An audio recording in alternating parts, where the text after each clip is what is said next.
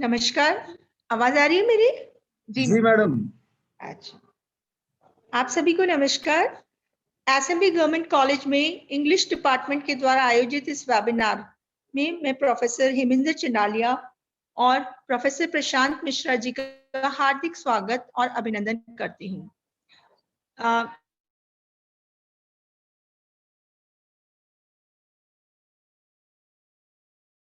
इस कड़ी में आज इंग्लिश डिपार्टमेंट ने ये जो वेबिनार आयोजित की है, सबसे पहले तो मैं उसके टॉपिक के लिए बहुत ही डिपार्टमेंट को बधाई देना चाहती हूँ कि उन्होंने इनोवेशंस इन टीचिंग ऑफ, हम सब जानते हैं हमारे सब्जेक्ट डेवलप हो रहे हैं हमारे सिलेबस बहुत ही अच्छे हैं यूनिवर्सिटीज के, लेकिन जहां तक टीचिंग का प्रश्न है, मैं अपने सोशल साइंसेस के अनुभव से बताती हूँ कि टीचिंग में जो इनोवेशंस हैं उनकी काफी कमी है। जो न्यू टीचिंग पीडागॉजीज हैं ऑल ओवर वर्ल्ड, जिनको फॉलो किया जा रहा है और जिनके प्रयोग से टीचिंग को बहुत ही इंटरैक्टिव और इंटरेस्टिंग बनाया गया है, वो चीज हमारे कॉलेजेस में अभी पूरी तरह से नहीं अपनाई गई है। हम लोग बहुत सी नई टीचिंग पीडागॉजीज हैं, फिश बोल टेक्निक है, कैफे कॉन्वर्सेशन है, जिक्सॉ मेथड है, जिन्हें हम यूज करने लगे हैं, लेकिन लैंग्वेजेस में क्या इनोवेशंस यूज किए जा रहे हैं उसके बारे में वेबिनार रखना, और आप दोनों जो प्रोफेसर्स हैं उन्हें रिसोर्स पर्सन के रूप में इनवाइट करने से मैं समझती हूँ कि ये वेबिनार हमारे पार्टिसिपेंट्स जितने भी हैं, जो फैकल्टी मेंबर्स हैं और जो स्टूडेंट्स हैं, उन सब के लिए एक बहुत अच्छा अनुभव और एक अच्छी लर्निंग साबित होगी। मैं एक बार फिर से हेमेंद्र चंडालिया जी और प्रशांत जी मिश्रा का हार्दिक स्वागत करती हूँ और डिपार्टमेंट को बधाई देती हूँ। Thank you. Thank you, madam. Thank you so much for your motivation and support. I now request Dr. G.K. Sukhwal to familiarize us with the theme of the webinar.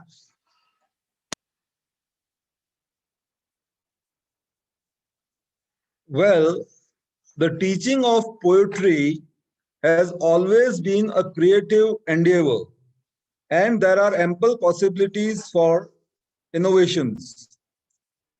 We to analyze poetry using figures of speech such as rhythm, rhyme, meter, imagery, symbols, similes, metaphors, alliterations, personifications, etc. Various genres of poetry such as elegy, ode, ballad, sonnet, lyric, epic, allegory, etc. pose unknown hurdles in their interpretations. Literary statistics is a practice of analyzing the language of literature using linguistic concepts and categories with the goal of explaining how literary meanings are created by the linguistic foregrounding in the text. Stylistics has periodically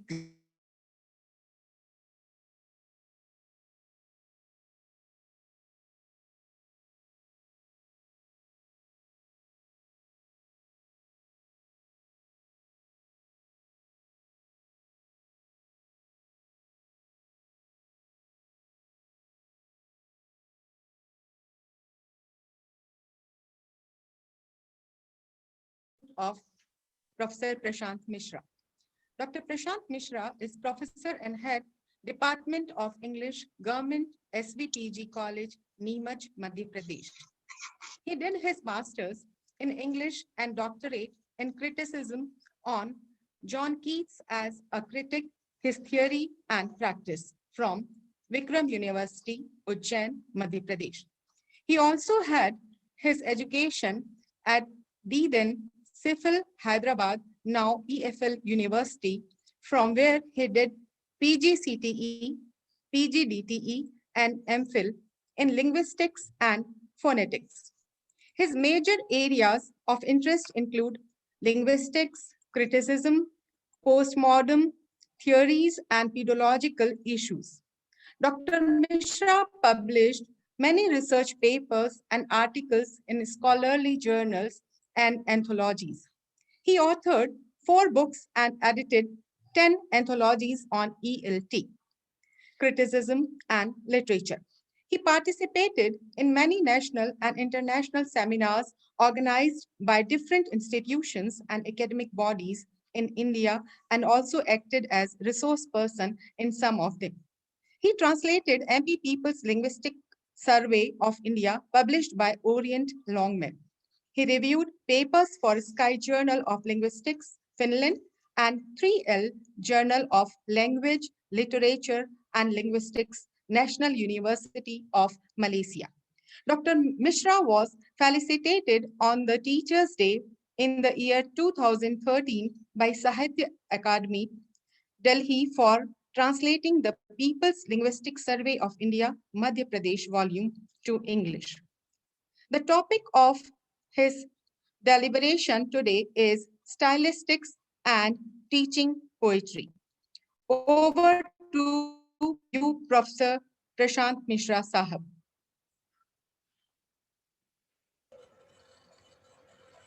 Good morning to everybody. Honorable Principal Madam, Dr. Shashi Sanchihar, respected Sukhwalji, convener of this webinar, respected Dr. Vinita Rathore ma'am, co-convener of this webinar, my friend and resource person, respected Chandalia ji, and our guide, our friend, respected Bhargav sir, and all the dear participants. First of all, I congratulate this college, which is a premier and reputed college of Mahasamund, for organizing this webinar and for choosing a very relevant topic, as Principal Ma'am herself said. The topic of this webinar is teaching poetry using innovative methods, and I am asked to speak on stylistics. My friend Professor Sukhwalji has already initiated the discussion by referring to foregrounding and other stylistic devices. I thank my friend Sukhwalji for inviting me to deliver this talk in this webinar. We all know that with the growth of linguistics in the 20th century, so many branches of linguistics, psycholinguistics, sociolinguistics, cognitive linguistics, applied linguistics, etc. emerged. And the application of linguistics has been felt not only in teaching of language, but also in teaching of literature and also in the understanding or appreciation of literature. So one such branch of knowledge in which the application of linguistics has been felt is literary criticism. We know that previously literary criticism was based on intuitive responses and subjective interpretations. It relied heavily on so many extra textual data like the biography of the writer, like the sociology, like the psychology, and like the ethical or the moral considerations. In the beginning of the 20th century, now it is felt that literature consists of the language. Literature consists of the stuff of language. And therefore, linguistic analysis of literature can help us in understanding the meaning of a text. So many schools of criticism like Russian formalism, structuralism, new criticism, practical criticism, etc. evolved in the 20th century. We know that later on, all these schools of criticism, which were based on the linguistic analysis, or which regarded a text as an autonomous discipline, or autonomous or independent entity. So these schools of criticism were later on developed, or they culminated in linguistic stylistics.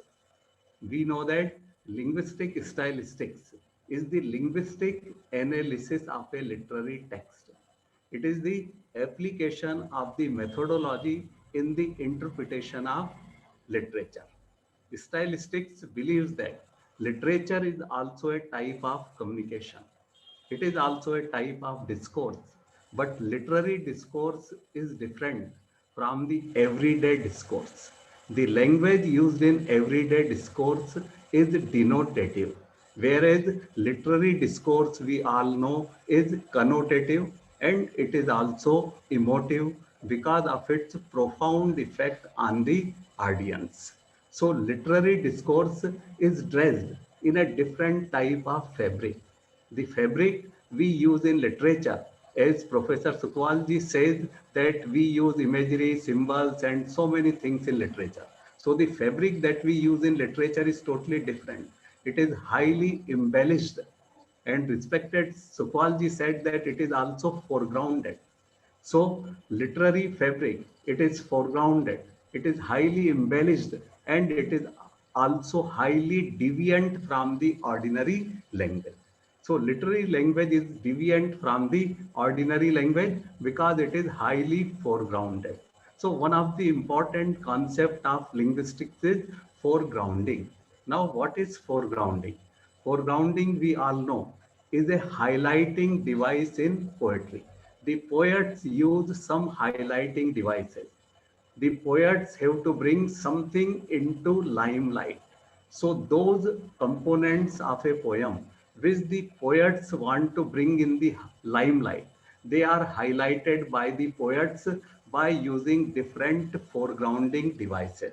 So this term foregrounding, it is given by the Prague linguist Jane Mukerovsky.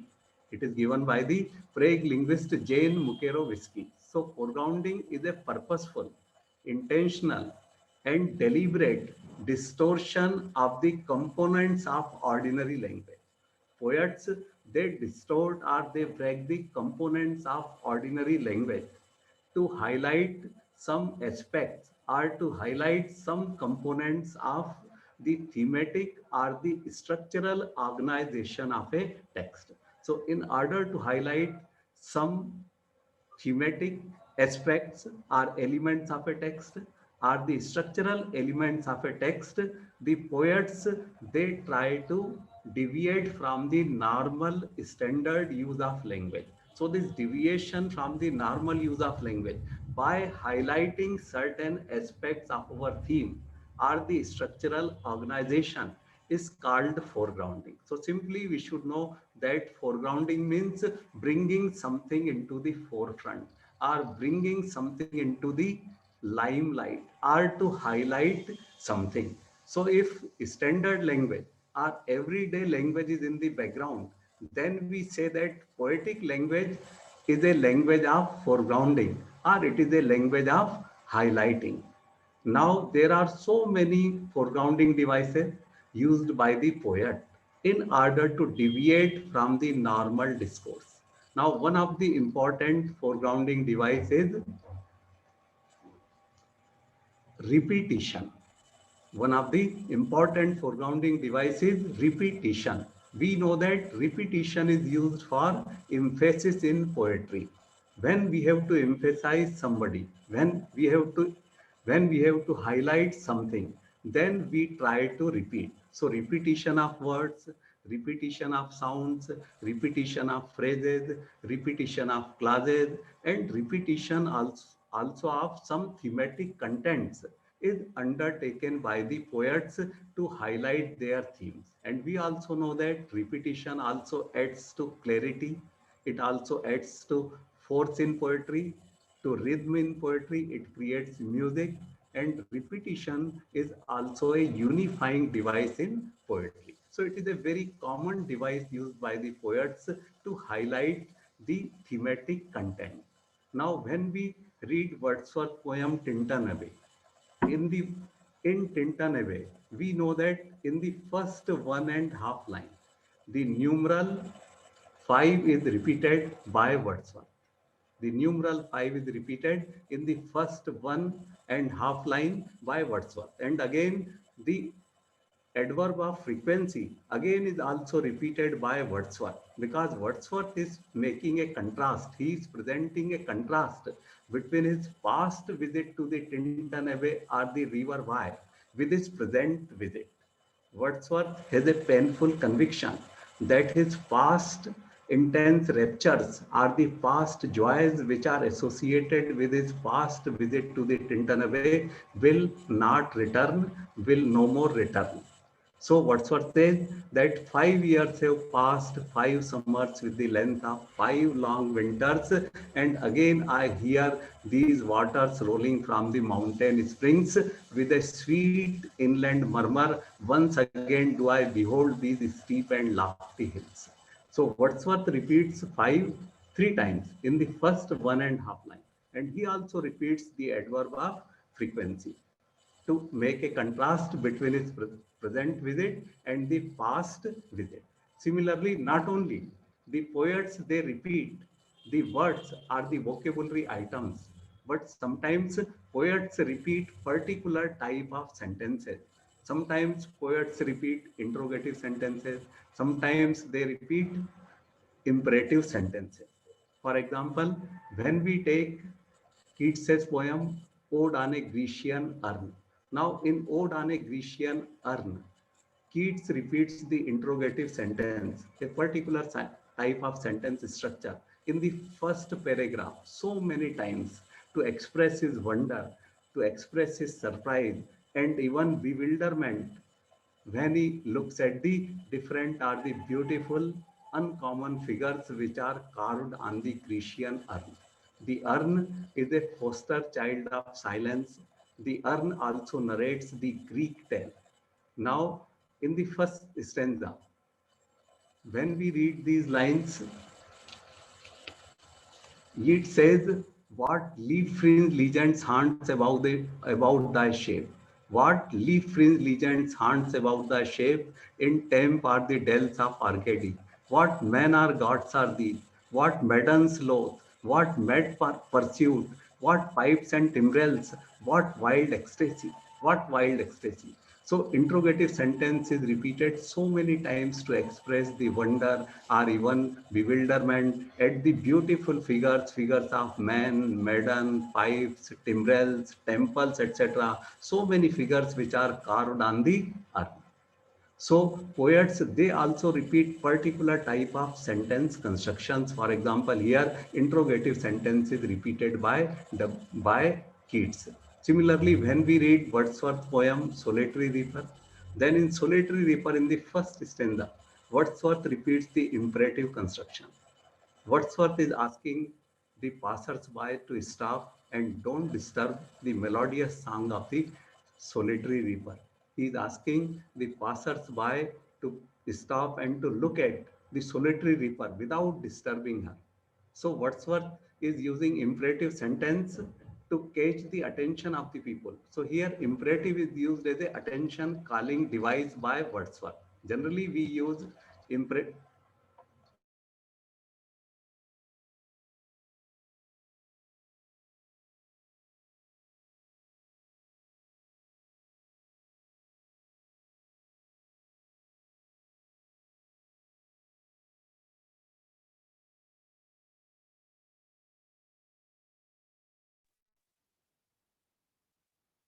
Prashant ji, we cannot hear your voice, Prashant ji.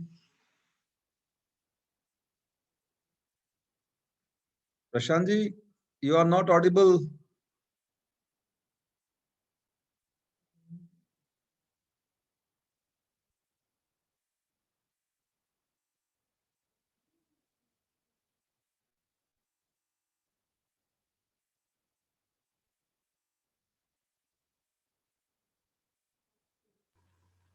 It's a technical fault, I suppose. Yeah, he's come back. Yeah. Yeah, some technical Okay. fault.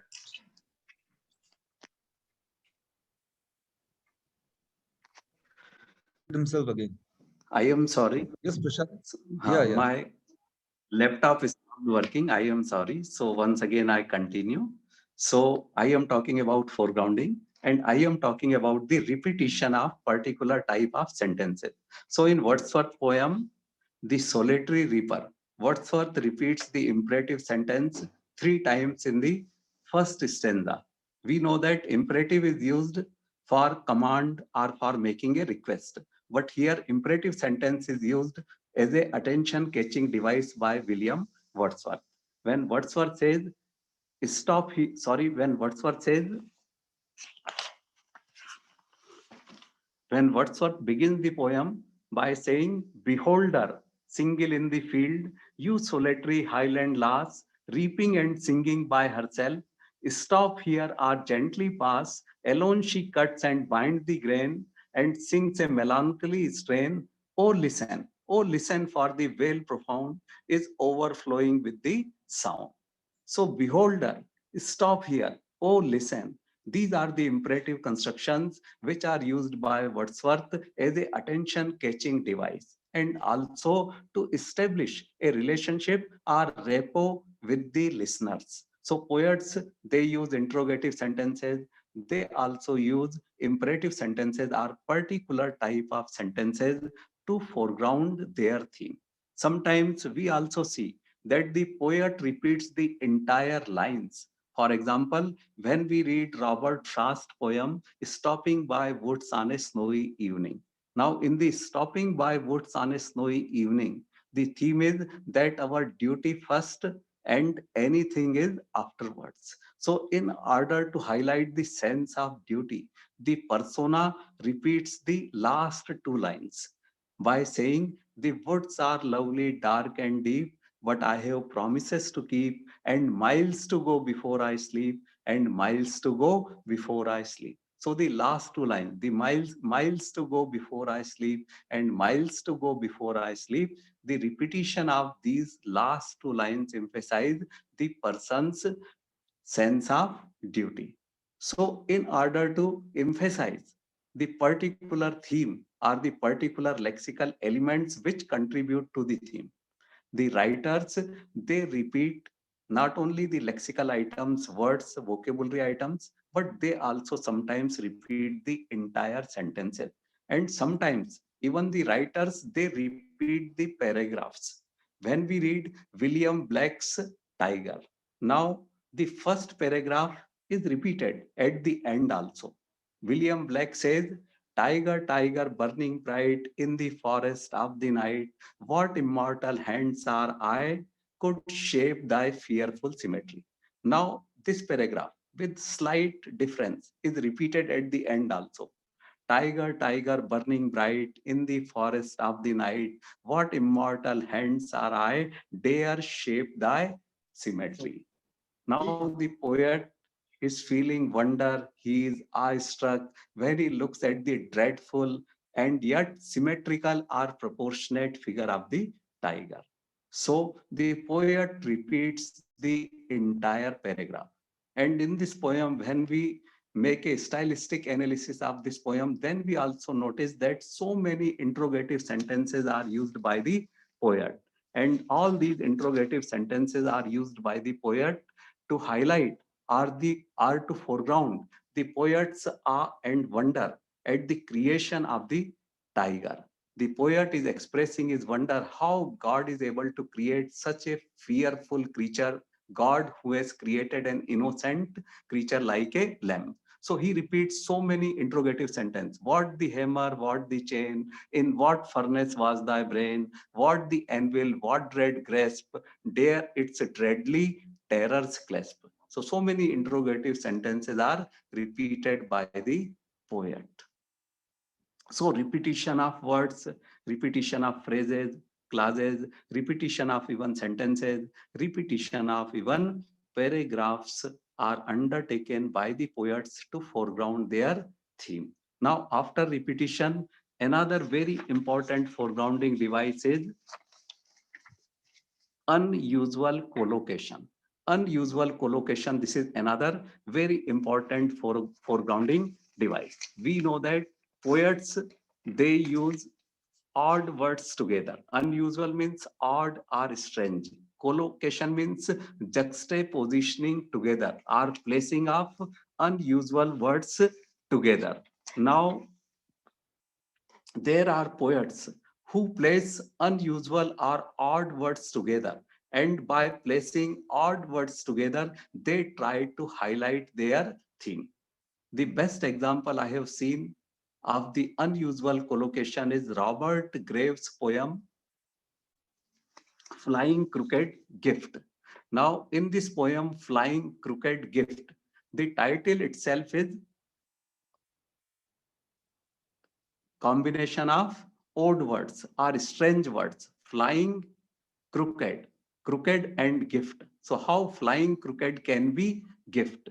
Now, when the poet says, the butterfly, a cabbage white, his honest idiocy of flight, will never now, it is too late, master the art of flying straight. Yet, who knows so well as I, a just sense of how not to fly? He lurches here and here by guess, and God and hope and hopelessness. Even the aerobatic shift has not his flying crooked.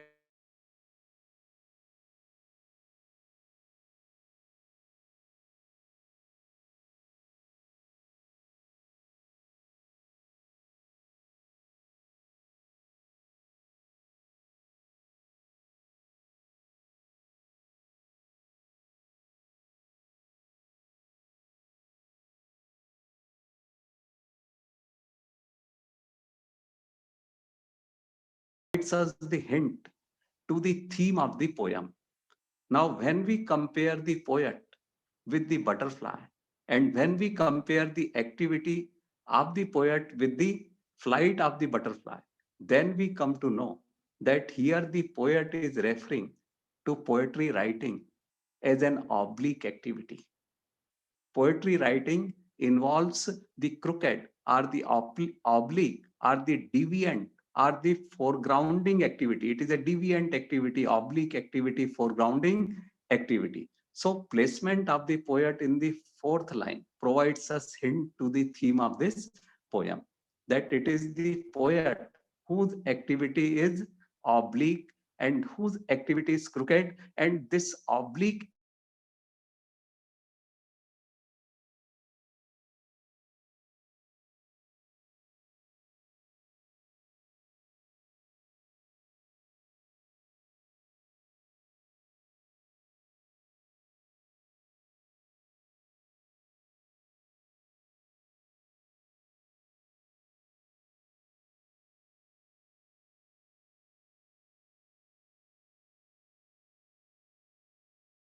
opposite. Both are odd, but they are put together. So by the placement of such type of unusual words together, or by the use of unusual collocation, the poet is able to highlight his theme, or he is able to make his theme clear, that poetry writing is a deviant or an oblique activity, and it is a gift. So Flying Crooked Gift, the title itself is full of opposite words. It is an example of unusual collocation. So through unusual collocation or juxtapositioning or placement of odd words together, opposite words together, antithetical words together, poets are able to highlight their themes. Now, another very important stylistic device that is commonly used by the poet is syntactic deviation. The poets, they also deviate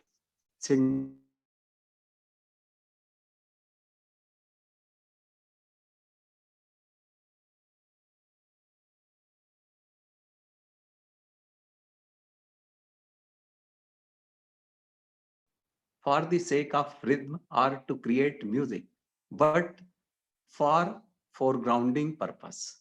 Poets have to highlight certain aspects of their theme.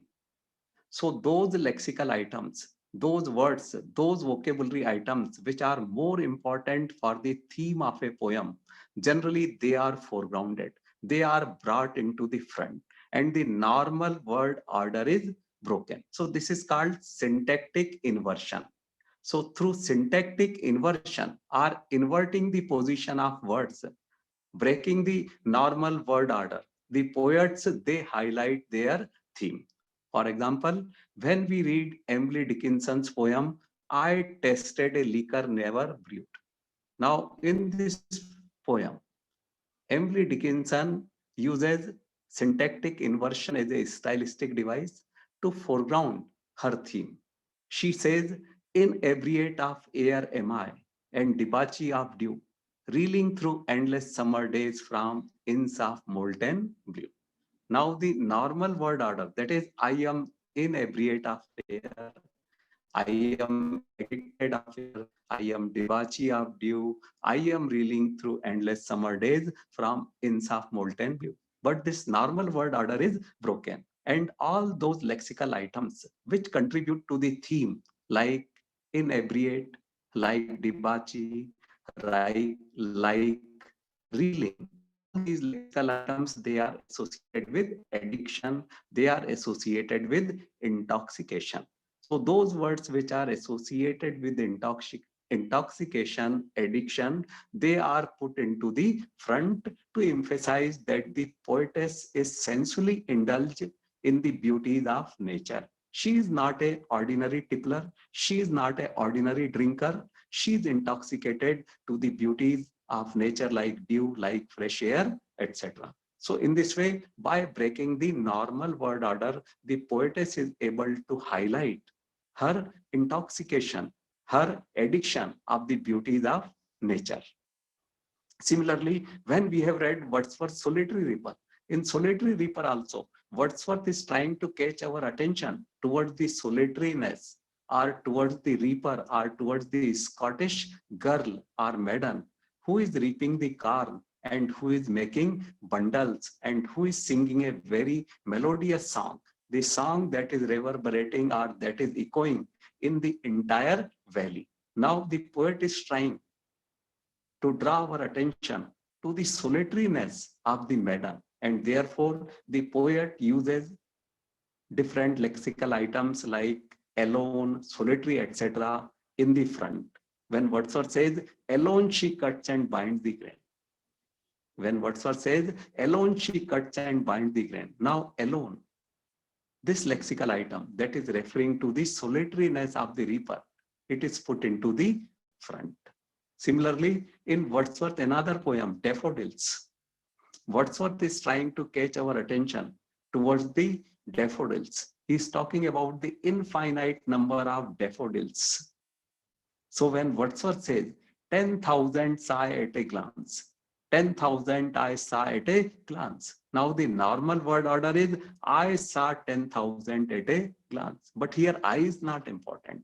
Here, this treasure house of nature, daffodils, is important. And therefore, Wordsworth says, 10,000 I saw at a glance. So Wordsworth has used syntactic inversion, and he has also used hyperbole as a figure of speech. So 10,000, I saw 10,000, I saw innumerable daffodils. He may have seen 5, 10, 20 daffodils, but the poet says, I saw innumerable daffodils, 10,000 saw at a glance. So this is another deviation. This is another deviation. So in this way, poets use syntactic deviation. And sometimes poets, they also use parallel syntax, parallel grammatical patterns. So when the poets use the parallel grammatical patterns to highlight their theme, this is called coupling. This is called coupling in stylistics. So this method or this technique is also used by some of the poets. For example, when we read W.B. Yeats's poem, The Second Coming. Now in Second Coming, Yeats uses the technique of coupling. When W.B. Yeats says, surely some revelation is at the hand, surely the second coming is at the hand. Surely some revelation is at the hand. Surely, surely, these are adverbs. Some revelation and second coming. These are noun phrases, or these are subjects. Is and is, these are main verbs. At hand, these are prepositional phrases. So adverb plus subject plus main verb plus prepositional phrase. So a particular type of syntax or a sentence construction, grammatical construction is repeated by the poet. So when the poets repeat a particular grammatical construction in different lines, then that is called coupling. We know that in this poem, Keats is highlighting or he is foregrounding the coming of the second generation. We come to know Yeats's philosophy of history, that our civilization, it rotates in a circle. The first cycle or the gear of civilization is now coming to an end. The first civilization that was marked by Christ, the innocent forces, the aristocratic values, the traditional values, that civilization is coming to an end.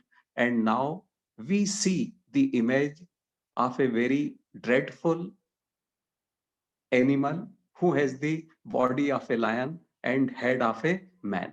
And this symbolizes the coming of the second civilization whose reigns will be in the hands of monstrous or violent forces. So it says emphasize the coming of the second civilization through the use of coupling. Surely some revelation is at the hand. Surely the second coming is at the hand. Whatever is happening in the world, that provides us the clue to the herald of the second civilization. So sometimes poets, they also use coupling, or they also use parallel syntactic devices to highlight their themes. So this is another type of deviation. And sometimes poets, they are also engaged in orthographic deviations. Orthography means the study of the spelling system. Sometimes poets, they intentionally, they deliberately use a different type of spelling. Once again, when we take the example of tiger, now William Blake in the poem Tiger, he uses the old spelling Tyger tiger instead of the current spelling, that is Tiger tiger. The current spelling is Tiger tiger, and the old spelling is Tyger tiger. So William Blake intentionally used the old spelling to present the image of a tiger as a very dreadful, as a very ferocious animal. So William Blake's tiger is different, a dreadful animal, a very ferocious animal. Now, when we take a story by A.A. Milne, and in this story, there is a boy, and this boy uses the spelling of tiger as Tiger, tiger. He uses the spelling tiger because he is referring to an animal which is not dreadful, which is friendly. For this boy, the tiger is not as ferocious as William Blake's Tiger tiger. So sometimes the writers, they are also engaged in orthographic deviations. So we notice different type of deviations, orthographic deviations, syntactic deviations, morphological deviations, and lexical deviations are the use of unusual collocations. So different stylistic devices, foregrounding devices are used by the poets to highlight their theme. Now in our classroom, generally our students, they can be taught to make use of these or such type of foreground devices. They can be used to spot out the deviance in our poems. There are other stylistic concepts also. Those concepts which are advanced concepts, like in which we study various cohesive devices, etc. We study the concept of text, context, and intertextuality. We also study the concept of post-colonial stylistics, in which we try to study the hybrid nature of language. We also try to study deconstructive stylistics, where we try to study those grammatical elements or those grammatical features which contribute to more than one meaning. So those are such concepts, are advanced concepts. So they can be taken up at the PG level But at our graduate level, we can ask our students to notice different deviances in the use of language, etc., like orthographic deviation, like syntactic deviation, like lexical deviation. So in this way, in our classroom, we can ensure the involvement of our students in the learning of poetry. So teaching and learning of poetry, it should not be a monologue. Only teachers should not teach. If we have to involve our students in the learning process, then stylistics is one of the innovative method or innovative science through which we can ask our students to look at the language or to minutely observe the language of the poem and to see for themselves what are the foregrounding devices, what is the deviant nature of the language implied by the poet. Okay. Thank you very much. Loads of thanks. Loads of thank- thanks, Professor Mishra. Yeah. We thank you to enlighten us with the stylistics, importance of foregrounding and repetitions of several lines in the poem for attraction catching, about the use of opposite words together by the poets, like the theme of the poem. Thank you so much, sir. Now I request Dr. G.K. Sukhwal to take over.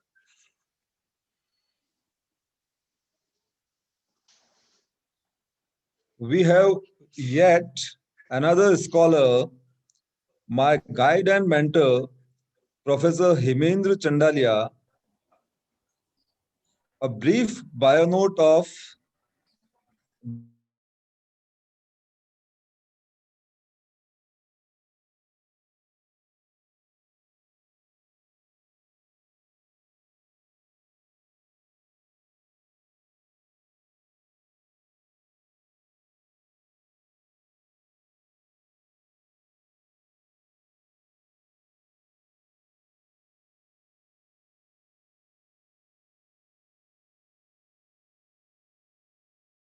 the progressive vision of Khwaja Ahmad Abbas 2014 was released by the then governor of Uttar Pradesh, Honorable Aziz Qureshi, at Aligarh Muslim University in an international seminar. His recent publications are Tribal Literature, Culture and Knowledge Systems 2018 and Killing Gandhi, Living Gandhi 2020. He has been awarded the prestigious Chandradev Sharma Award 1985, Maharana Raj Singh Award 1985, Poetry Society India Award 1992, Katha Rang Story Writing Award 2005, and Dr. Rajendra Prakash Bhatnagar Award 2011 for Literature. He served the Central University of Haryana for 2 years in various capacities such as HOD English, Dean Faculty of Social Sciences and Humanities, Officer in Charge Examinations, and officiating Vice Chancellor. In March 2017, he was appointed as the President's nominee in the court of Banaras Hindu University by the President of India for a term of 3 years. Professor Chandalia has visited Sri Lanka, People's Republic of China and Thailand in pursuance of his academic interest. Besides his doctorate in English from University of Rajasthan, he has a master's degree gold medal in journalism and mass communication.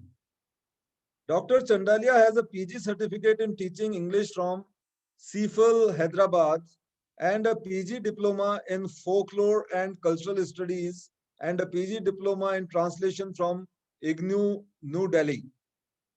He has been writing English and Hindi press. He has been writing for English and Hindi press for 3 decades, and in addition to teaching in the university for the last 34 years. He began his career as a journalist with Rajasthan Patrika, served the Press Trust of India as a stranger for nearly 13 years, was editorial advisor for 1 year at Dainik Bhaskar Udaipur. In addition, he has been editing a fortnightly in Hindi titled Mahavir Samta Sandesh for nearly 27 years. His column of satire in this paper is very popular. He is a critic, a journalist, a poet, a satirist, and a scholar. I have always been a victim of the hypnotizing effect he has on his listeners. I hand over the reins to Professor Chandalia now. Thank you, Sukhwalji, for such a long and very generous introduction. In fact, I do not deserve that much.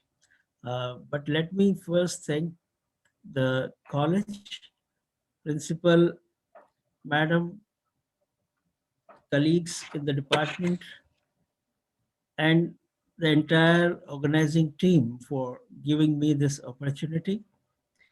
Professor Sashi Saji here.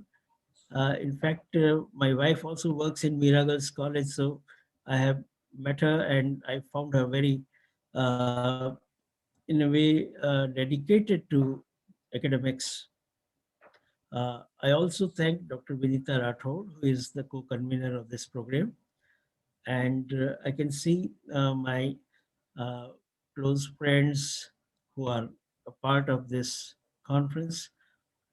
Professor Sunil Bhargavji is there and he's always there to guide us and bless us with his presence.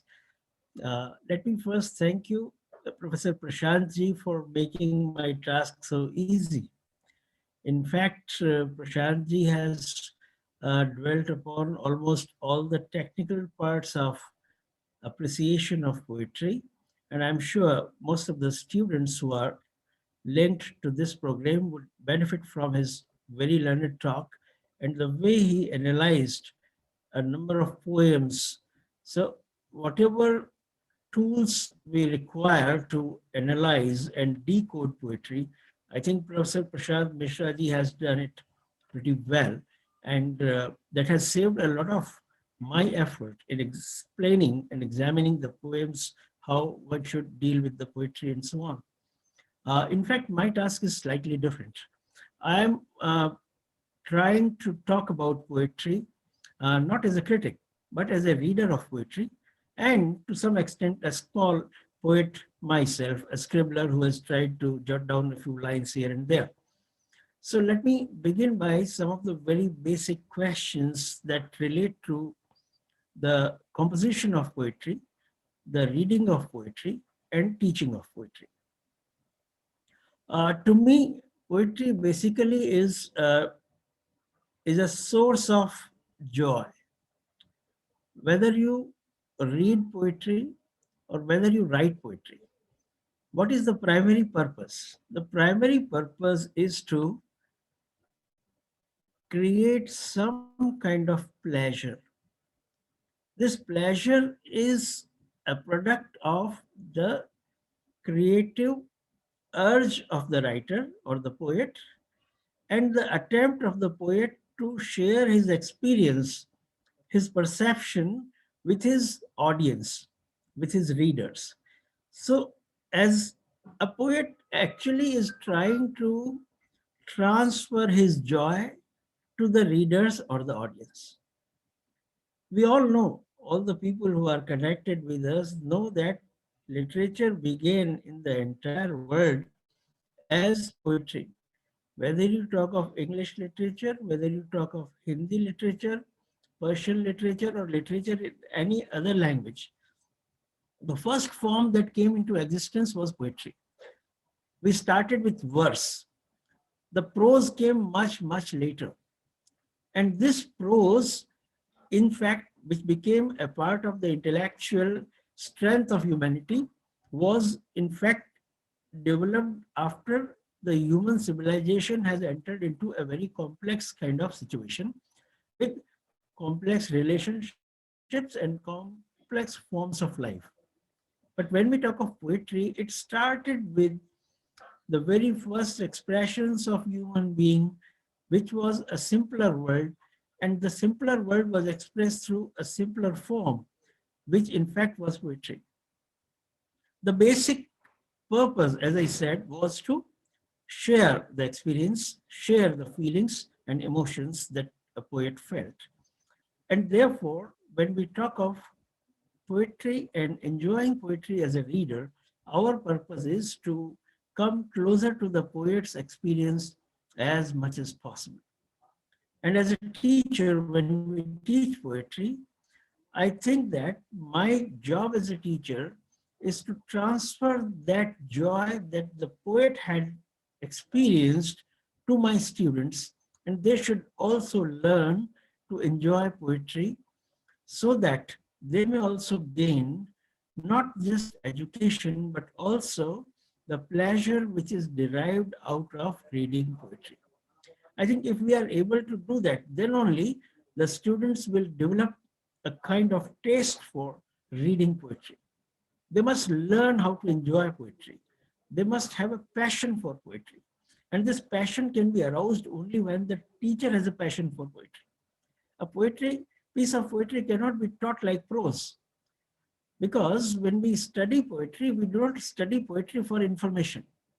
Poetry is not a source of information. Like physics, like mathematics, like political science. Poetry is something that you have to relate to and try to derive pleasure out of it. That is something primary. And as I told in the beginning, all poetry started with oral expressions. If you look at the history of poetry or history of academics, you'll find that the script came much later. Script came thousands of years later. Then language came. Language came first, and then came script.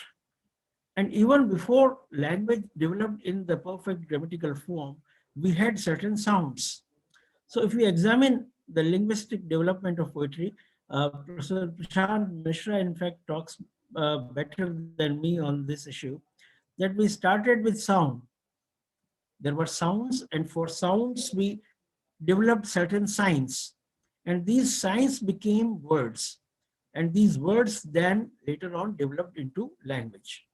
So when we examine a poet in a piece of poetry as a craft of language, then we have to deal with all those things, the stylistic devices and all that we use in analysis of poetry. I'll come to that later, but my first and foremost submission is that poetry is basically an expression of the feelings of an individual. And this expression is derived from the experiences that he comes across. I wish to draw your attention to some of the very earlier poetic expressions. If we talk about English literature, all of us know that Geoffrey Chaucer was the first poet, whom we call the father of English poetry. We also call him the father of English fiction or novel. And we all are aware of the great text, the Canterbury Tales. If we look at Chaucer's poetic works, very interestingly, the first remarkable work that he composed was the Book of the Duchess. Now, the Book of the Duchess, in fact, is an elegy. And we all know an elegy is a poetic form which is composed to mourn the death of someone, or it is an expression of sadness or sorrow, compassion for those who have been victimized or who are not there. So the first poem in English written by Geoffrey Chaucer is an elegy, which means that melancholy or sadness is a source of poetry. If we talk of English poetry, the first beginning of that. All of us are also aware of Sanskrit literature. And let me bring in here Valmiki's first shlok, which we are all aware of. When he talks of Ma Nishad Pratishtham Tvam Gamah Shashwati Samaha Yat Kronch Mithuna Lekam Avdhi Kam Mohitam. The first shlok written in Sanskrit by Valmiki was inspired by the killing of one of the birds engaged in love making by a hunter.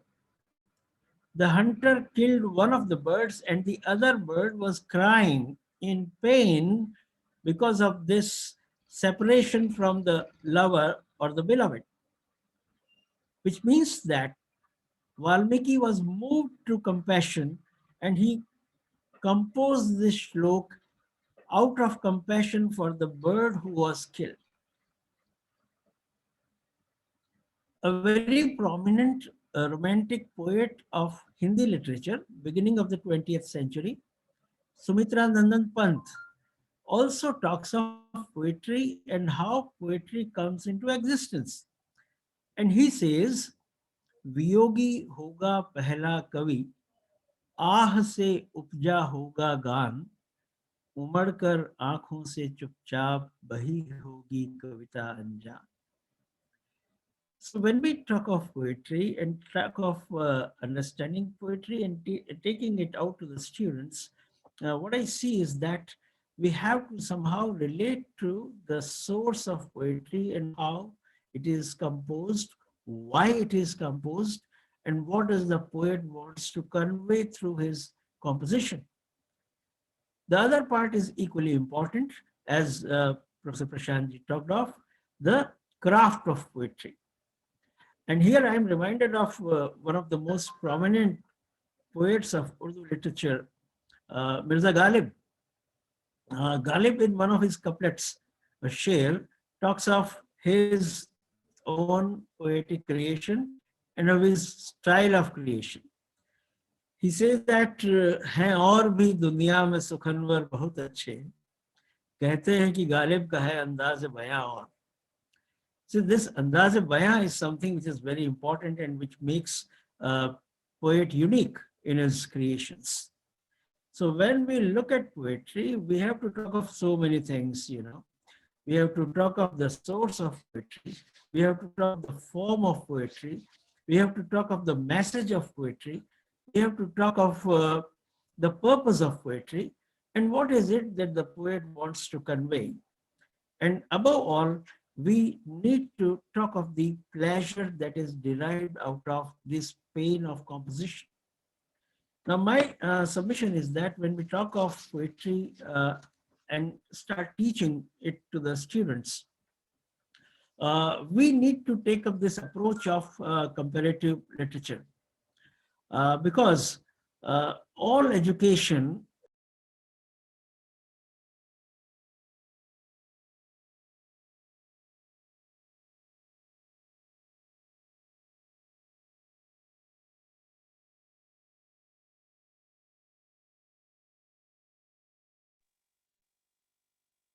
Sir, you are not audible.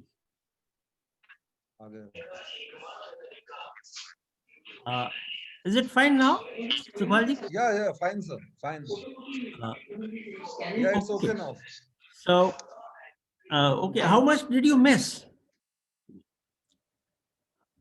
Hello? Sukhmalji, you are muted. Sir, hardly half a minute. Okay, fine. So I was talking of perception and the communication of the joy of pleasure of poetry to the students, to the audience, to the readers. And my submission was that all education is a journey from the known to the unknown. In poetry also, if we use this approach and talk of the poets who are known and then to about the poets who are not known, I think that will be something which will be a bit meaningful and will communicate better to the students when we teach them in the class. As we study poetry and try to talk of that, now I'll give you some examples from here. As we talk of romantic poetry, for example, romantic poetry in Indian context is Chayavad. And if we are aware of Chayavad and the poets of Chayavad like Sumitranandan Pant, like Mahadevi Verma, like Surikant Tripathi Nirala, all these people, and then somehow try to relate them with what the 19th century British Romantic poets did in their own works, I think that will be a very interesting as well as meaningful exercise in teaching Romantic poetry to our students.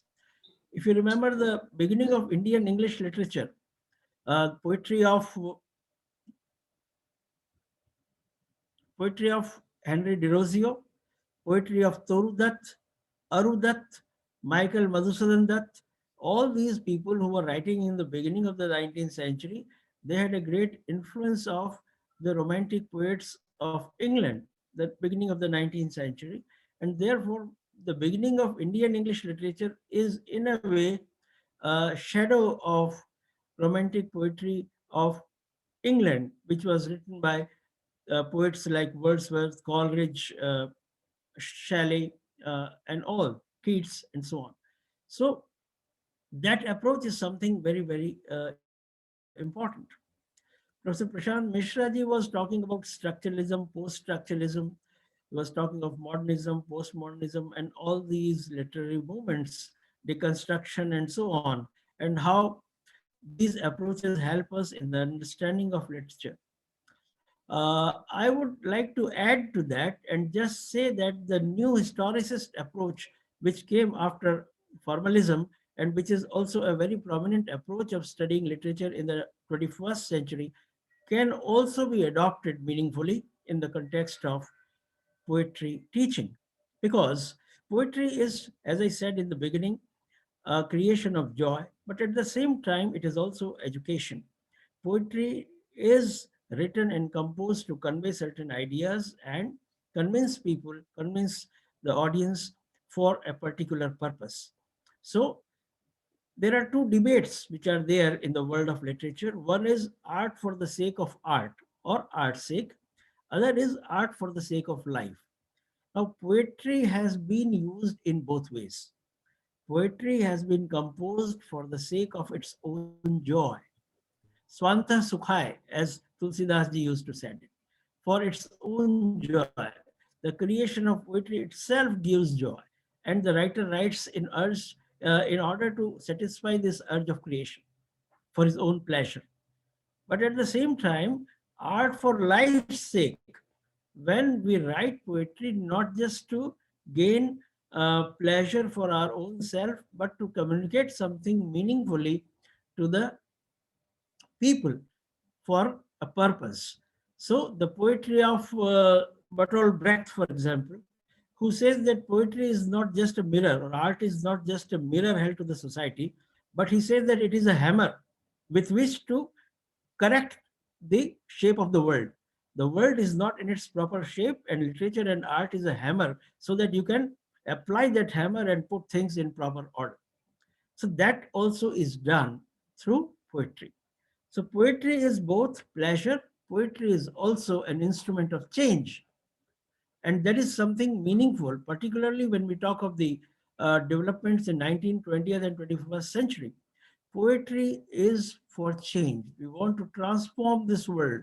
The world is not the place that we wanted to create for ourselves. It has gone to dogs, and therefore poetry cannot be silent. Poetry has to perform its function, both social as well as political. So as we examine the purpose of poetry, we understand that we have to have those purposes also in our mind, and we have to therefore look at the political and social context in which a poem works, in which a poem is written. So the moment we start talking of the socio-political context, the cultural context of a poem, we are using the new historicist method. When we approach literature not from the point of view of autonomy of literature or as an autonomous text, but as a text which has its moorings all around and which is based in a particular time, in a particular place. And that time and place also gives meaning to a text. A text cannot be innocent of its own time. It has to have a reflection of what's happening around. This we can see in the context of all the writers, whether it is Thomas Hardy, whether it is Charles Dickens, the entire age of realism in Victorian literature, and also in the present times. So the understanding of literature, particularly poetry, has to be drawn from the context also. And if we make our students aware of the context of a particular poem, they will be able to appreciate it better and understanding better. That is also something very meaningful.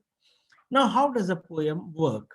I have two very simple ways of understanding a poem. From my perspective, there are two very important components of poetry. The first is memory. Memory plays a very important role in composition of poetry. It is both the memory of an individual who is a poet and also the collective memory of a community. See, there are two things. One, it is the perception of the poet himself. Second is perception of the community and how a community grows in a historical time. So when Shakespeare was writing in the 16th century, he had a different cultural, political, social background. When he was writing plays like Macbeth or Hamlet or Henry IV, a lot of pressure was there on him not to misrepresent the monarchy, because monarchy was there and no writer could afford to talk of those political powers critically. So if you examine the plays, you find that it is always a glorification of the aristocracy in the works of Shakespeare. Later, as you move on, you find that English literature grows into, a kind of literature which has another age of romanticism, that is romantic revival.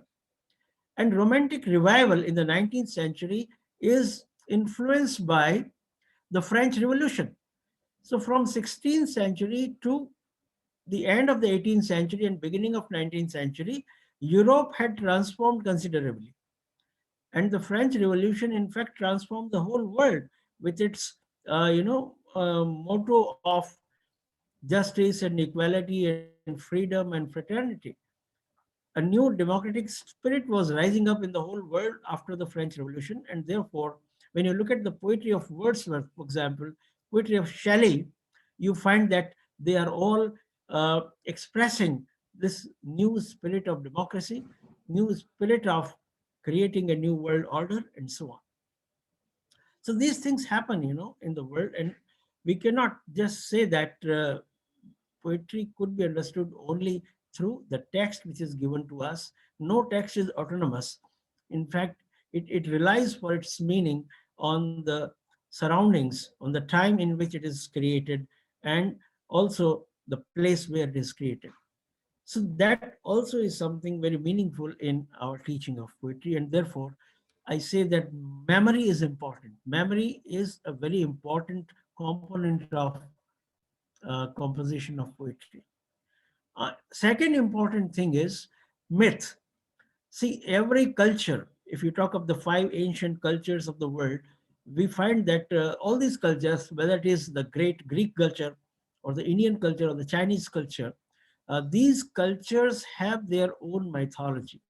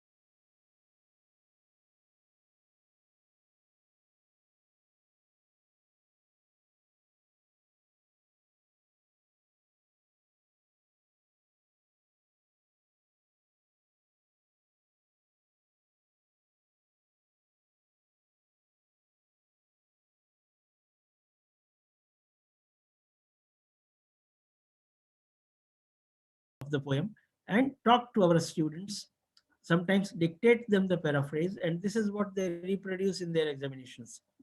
So moving away from there, we can also talk about certain new ways of interpretation of poetry by making it relate to the contemporary. Relating to the contemporary will make poetry better understood by the students. They are familiar with the contemporary and they can always go back and come back from memory to the present, from the present to the memory, and so on.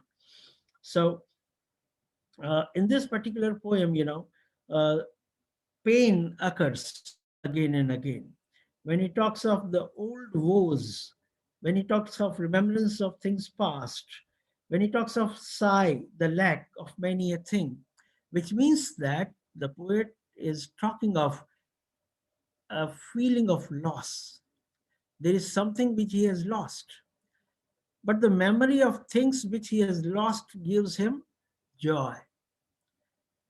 The memory of things which are no more sustain us. This sustenance is drawn from the past. The poet draws his sustenance from that kind of feeling. Sometimes we may express unhappiness on certain losses that we undergo in our own lives, but the losses are also a source of creation. Things which you miss sometimes, the feeling of being abundant, that gives rise to certain what you call restlessness. And the restlessness may be a source of creation. Now, those people who are engaged in writing, in composition, in creation of any kind, or whether they are painters related to art of any form, they will find that restlessness is something which is necessary. There are two things in literature and in composition which are necessary. One is restlessness, and the second is something which I call necessary idleness.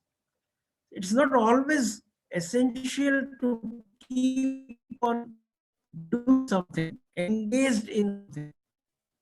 It is also important for poetic creation to lie down and don't do anything, not to do anything for some time. This idleness is also a source of creation. So it is requisite, which is called a necessary idleness. So when we talk of poetry, I think if we talk of these different aspects of poetic creation, and then different ways in which a poem can mean, I think that will also be very meaningful, and students will be somehow related to, connected with this creation of pleasure in a classroom. One important thing that I think I should miss is that sound, rhythm, music is very important in poetry. And actually what we miss in our classrooms is a proper recitation. When we teach poetry, we are not able to recite poetry very well, the way it was thought of by the poet. And therefore, sometimes, it would be very handy and meaningful if we can take certain uh, poems recorded, which are recited by the native speakers of England. And such videos and such audios are available on internet also. So in a classroom, we have a recorded version of, say, this poem went to the sessions, or the Tintern Abbey, or Crossing the Bar, or any other poem. If we have the recitation by some native speaker, and if we can make our students listen to that recitation, I think they'll be able to perceive the sounds which are involved.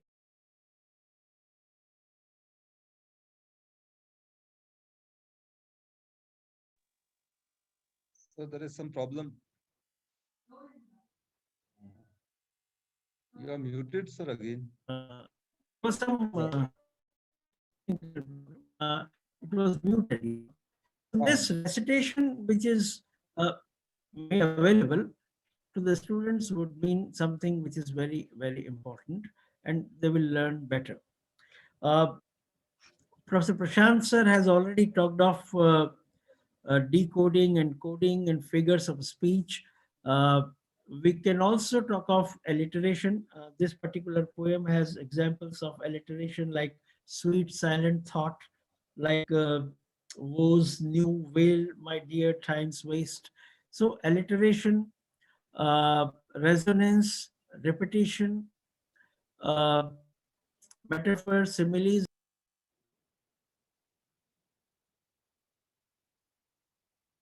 Again, so the sound is gone. Sir, you are muted again.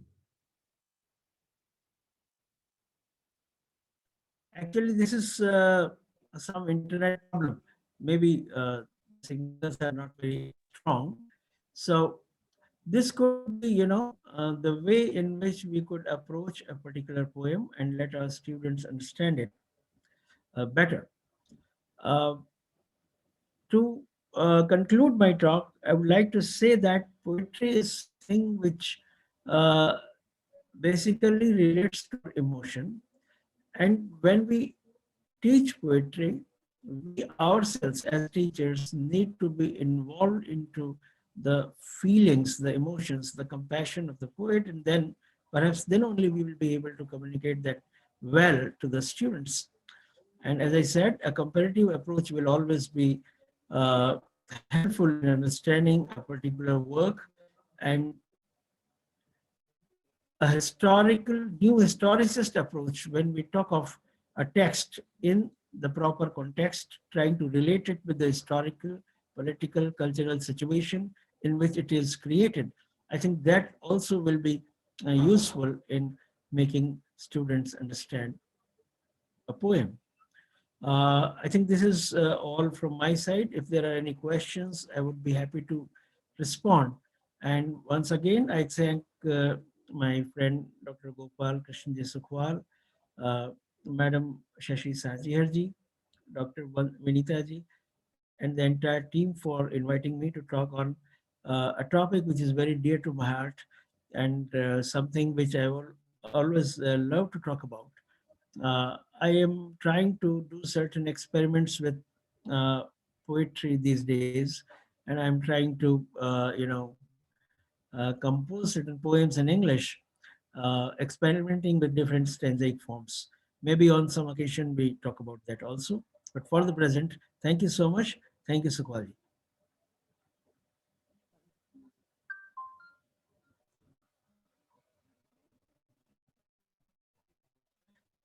Sir, you are muted. Please unmute. हैं और भी दुनिया में सुखनवर बहुत अच्छे, कहते हैं कि गालिब का है अंदाज़े बयां और. Professor Hemendra Chandalia himself is a poet. I would rather say, रेखता के तुम ही उस्ताद नहीं हो गालिब, कहते हैं अगले जमाने में कोई मीर भी था. Thanks, Professor Chandalia, for your lucid explanation of the ways to interpret poetry with practical examples. I hope we shall definitely benefit from these two brainstorming sessions. Professor Sunil Bhargav, former principal, Government College Kota, is among us, and I would request him to express his views in 3 minutes. 3 minutes means 3 minutes. We are running short of time, sir.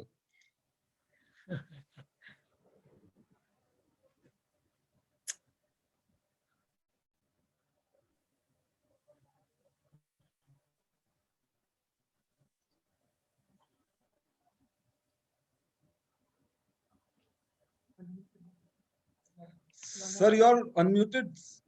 Sir, you are not audible. Sir, not audible. Okay, now. Sir, you are not audible. Now you are audible. Okay, I'm thankful to you for making me a part of this webinar, and I'm grateful to the principal, Dr. Shashi, Sukhwal Sahab, yourself, definitely as a convener, Thanks, Dr. Shiva. Vinita Rathore, co-convener, and nice to hear the two learned people, Dr. H.S. Chandalia and Dr. Prashant Mishra, old friends.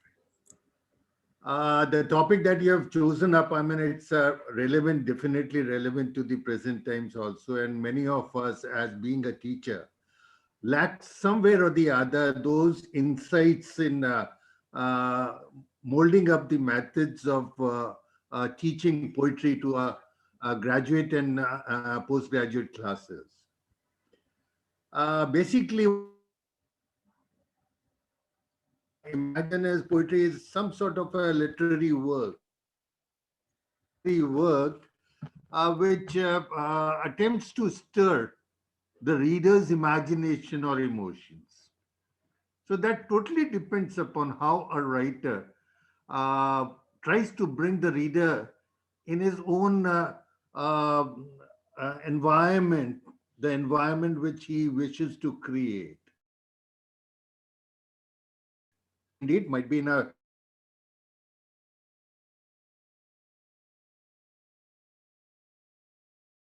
days, I mean, the prose poetry pattern has also been evolved up. And each of these have got some sort of an intermixing.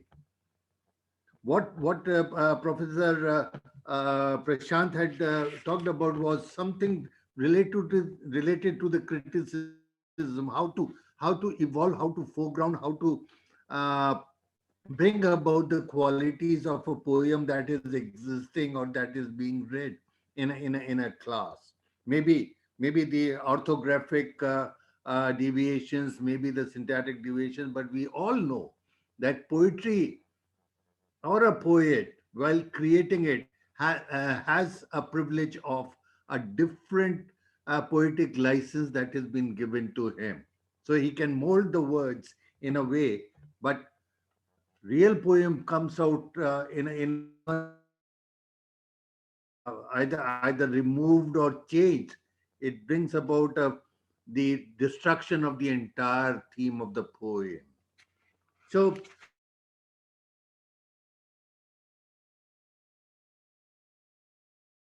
a person who is absolutely devoted both in both the languages, not only both the languages, I would say it's a tri language, he's a tri-language person with the Marathi part also coming up in his words and thinking. So this definitely it's going to be of a great help to the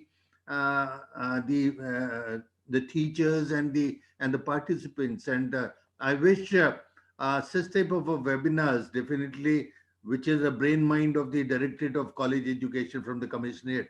You got an orders, and that's why you are bringing it up. But it is a platform. It's a new way of the innovations that the teaching methods would come into existence with the formation of the smart classes and everything.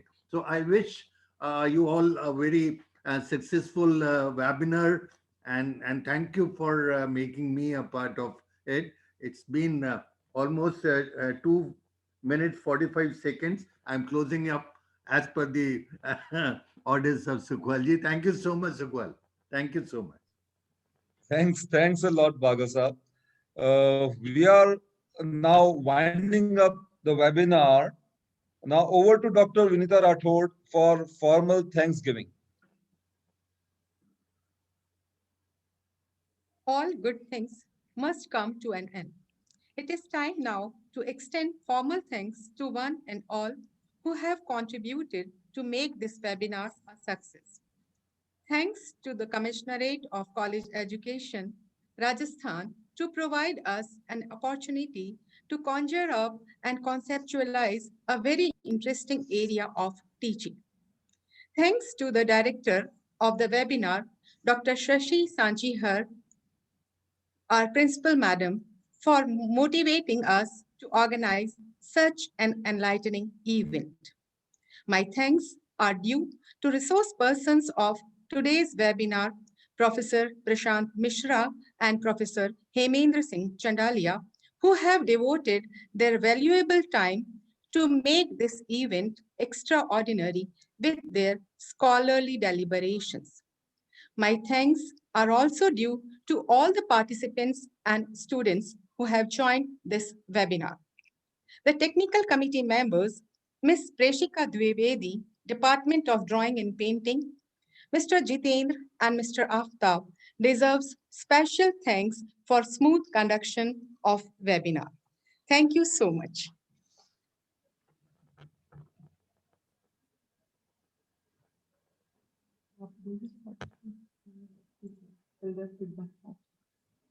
Yeah, all the participants are requested to fill up the feedback forms.